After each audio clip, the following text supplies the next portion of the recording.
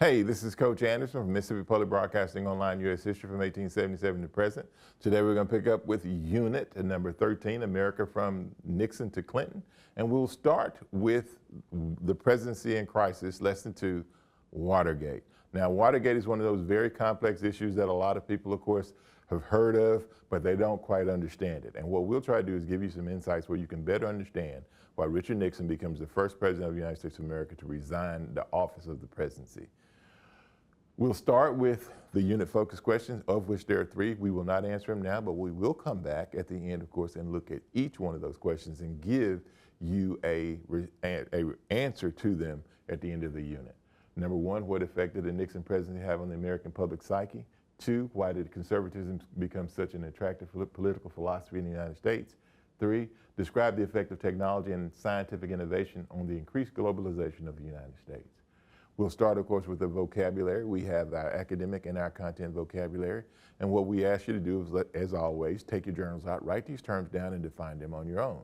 And as they come up, what we will do, of course, is address as many as we can, of course, in the lesson. So, academic vocabulary and content vocabulary.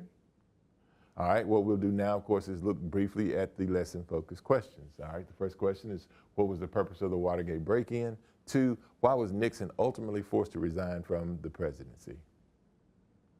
Journal topic. Take out your journals, write down this particular question. Should presidents be above the law?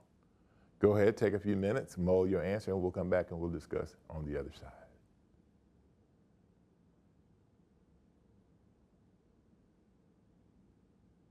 All right.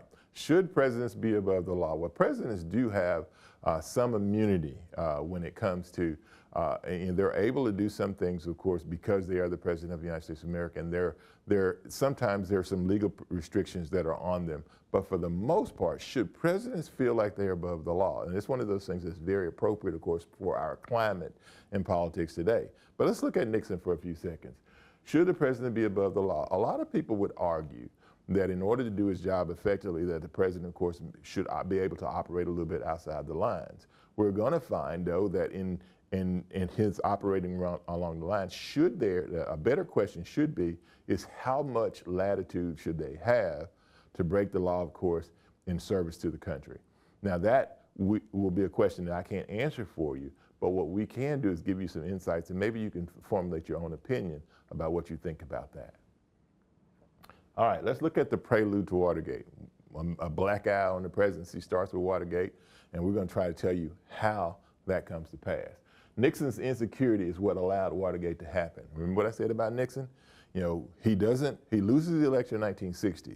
He's not real popular, even though he's been the vice president, and he loses to an unknown in John F. Kennedy.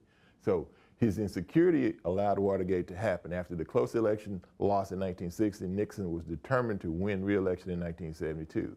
His lack of confidence caused his advisors to bug the Democratic National Committee headquarters in the Watergate building to find information about the strategies that were going to be used against him in the election in 1972. James McCord was a former CIA operative who exposed illegal activity when he said during a grand jury indictment that he and 4 others were paid by the Committee for Re-election of the President to gather information on Nixon's political rivals. So here they were in the Watergate building, where they were caught going through the Democratic National Committee, headquarters to gain information that could be used to help Nixon get reelected. Now, initially, no one paid a whole lot of attention to the break-in. But we're going to find that a guy named Mark Felt is going to leak information to the Washington Post, and 2, enterprising young, reporters will gain, access to the story, and they will run with it, and that's where everything kind of blows up a little bit. So Bob Woodward and Carl Bernstein were the reporters for the Washington Post, whose determination eventually broke the scandal. And now the question is how much did the president know? When did he know it? And who got paid? And we're going to find those questions are going to trickle out, slowly but surely. Here's James McCord. He was the ex-CIA officer that was leading with the 4 others, of course, that were breaking into the Watergate building to find information to help the president to be reelected. Here's Woodward and Bernstein. They were the ones, of course, who the information, of course, was leaked to with the Washington Post. And because of their doggedness, they're the ones, of course, that make this into a real big deal. Nixon denied any involvement in sanctioning the break-in, but behind the scenes started efforts to initiate a cover-up and to distance himself from the scandal. Now he says, Nixon initially says, says that he had nothing to do with it. But we're going to find that after the strings start getting pulled, we're going to find that every string, of course, kind of leads back to the presidency and leads back to Nixon. McCord stated that Nixon knew about the break-in and the cover-up, but most Americans believe Nixon's denials. McCord's testimony led to other Nixon officials like Presidential Counsel John Dean to testify about Nixon's involvement, stating that the former Attorney General, John Mitchell, ordered the Watergate break-in.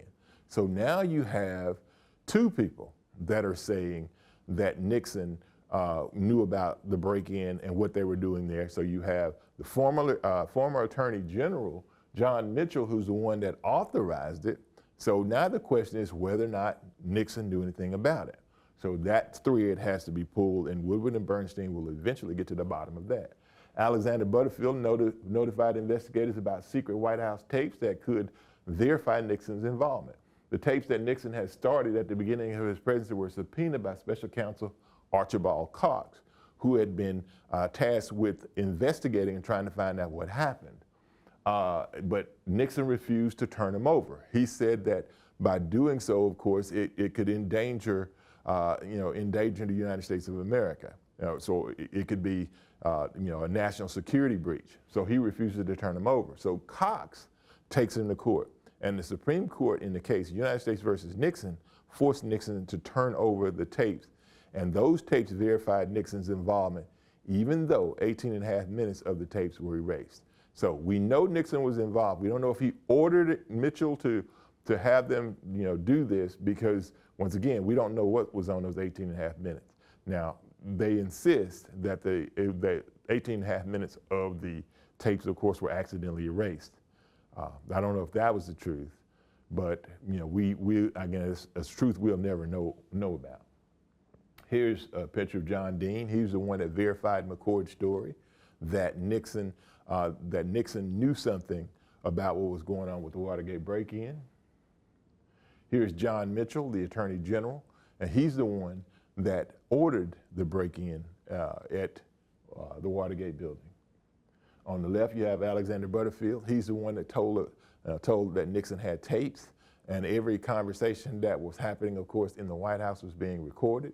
And because of his involvement, Cox, of course, will subpoena those tapes, and we'll find that the president had lied, and he was involved in the cover-up. In 1973, Nixon's vice president, Spiro T. Agnew, was forced to resign because he was charged with bribery stemming from his time as governor of Maryland, and he was replaced by Gerald R. Ford as the vice president. So not only does Nixon, of course, have this Watergate albatross around his neck, we're going to find that his vice president, of course, is going to also face some charges because of a bribery scheme from when he was the governor of Maryland. So that's, we're looking at this black eye on the presidency of the United States of America is getting bigger and bigger. And when you look at Nixon and you look at Spiro T. Agnew, people are saying that this is corruption. President Nixon resigned August 9, 1974, and Gerald Ford becomes president of the United States, and Nelson Rockefeller becomes the vice president. On September 8, 1974, President Ford issues a full pardon to former President Nixon. Now you have to understand something about Ford. He wasn't elected vice president. He wasn't elected president. He's the only president of the United States of America, of course, that ascends to both offices through appointment. So when you look at him, when people look at him, they don't really know what to think of him because they really didn't choose him. So when you look at it, so when Ford becomes president of the United States of America and he does this, this even causes even further black eye on the president. A lot of people are gonna fall on either one or another other side of the situation. There are gonna be people like Paul Newman and Joanne Woodward who will come out, write letters, of course, to President Ford, and they talk about how he shouldn't have done that, and there was a black eye on the presidency. And then you have people like Johnny Cash that'll come out and support Nixon, of course, as being a man of God, and he was doing the right thing and telling him how difficult it was, a job that he had to get done. The Watergate scandal caused more damage to the credibility of the federal government in the eyes of American citizens. This marked the second time the trust of the American public was betrayed by the presidency. First, Nixon had done it, of course, with the secret bombings in Southeast Asia, in Vietnam and Laos, and now we have Watergate. So Americans are looking at it and they're thinking that the government, of course, is lying to them and that there's corruption that's running rampant in the presidency. On the left, you have Spiro T. Agnew, who resigns as vice president. On the right, you have Nelson Rockefeller, who was appointed the vice president under Ford. Here's the president of Gerald R. Ford, the president of the United States of America. All right, what we want to do now is do a little activity. What we want you to do, of course, is copy down the flow chart that we have here. And upon copying it down, what we're going to do, of course, is give you, a little time to go through and identify those things in order, those events in order, in terms of what happens with Watergate to kind of organize your thoughts. So at this time, go ahead and copy this flow chart down. Then we'll give you a few minutes to work on the flow chart. Okay, you should have enough time that you were able to go through and write down the flow chart. So take this time and go ahead and work, and we'll see you on the other side.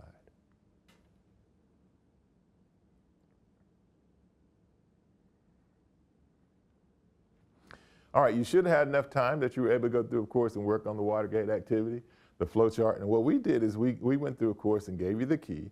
And what we're going to do is go through and identify just a few things. The break-in at the Democratic, National Committee headquarters on June 17, 1972, and then over here, almost 2 years later, a little over 2 years later, 1974, September 8, 1974, Nixon is pardoned. Between there's some interesting things, of course, that took place. One of the things that took place in September, the Saturday Night Massacre, one of the things that Nixon tried to do to make all this go away is he wanted to fire Archibald Cox, who was the special counsel that was appointed, of course, to investigate. And when he did that, people, of course, at the Department of Justice resigned. A lot of resigned in protest. So one of the things that happens, of course, when Nixon doesn't do himself any favor when he tries to get Archibald Cox, of course, to drop the investigation. So when you look at the Watergate scandal, it puts a black eye squarely on the presidency and squarely on the President Nixon. And because of that, Nixon takes the presidency through a little bit of a crisis. What was the purpose of the Watergate break-in and why was Nixon ultimately forced to resign from the presidency? These are two lesson focus questions. It shouldn't be very difficult for you, of course, to come up with those answers based on what we said. Purpose of Watergate break-in, to gain information, to help Nixon get reelected in 1972 by gaining information about strategies that the Democrats would use in the upcoming election. The Attorney General John Mitchell ordered the break-in, and the committee to re-elect the president paid the burglars to wiretap and obtain documents to undermine Nixon and his political opponents. Why was Nixon ultimately forced to resign from the presidency? Well, we found out that he was basically lying. So when you look at it, the investigation exposed that he engaged in a cover-up of the break-in and abused his power as president. It was obvious that his impeachment was imminent, so to avoid impeachment proceedings, Nixon resigned. So the credit that you can give to Nixon is that he recognizes, of course, there's no way that he could fight this. And in order, and so as to not put the country, of course, through this a longer national nightmare, he does an honorable thing and resigns the presidency. And there's something to be said for that. So even Nixon, recognizes that he's not as important, of course, as the country. Well, what we try to do, of course, is give you some insights about Watergate. We hope you were able to gain a little bit more of an insight about Watergate. It's one of those complex issues, and at the end of the day, Nixon is held accountable, and he does, of course, resign the presidency. Once again, though, remember what I always tell you, it's just one man's opinion here. Do your own research, reach your own conclusion, and with that, we'll see you next time.